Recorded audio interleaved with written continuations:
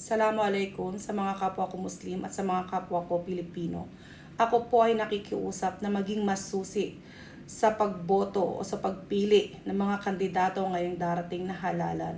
At hanggat maaari po ay wag na po natin hayaan na makabalik muli ang mga Marcos upang panghawakan ng ating bayan. Sila po ay sakit na ng ating lipunan. Hindi naman pulingit sa ating kaalaman kung ano ang kanilang ginawang pagtatraidor sa taong bayan, sa ating bayan. Sila po ay matagal nang sinumpa ng mga mamamayang Pilipino.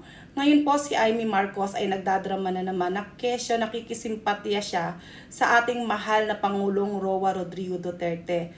Kasi nabuko na ng taong bayan ang pagtatraidor ng kanyang kapatid na si Bongbong Marcos.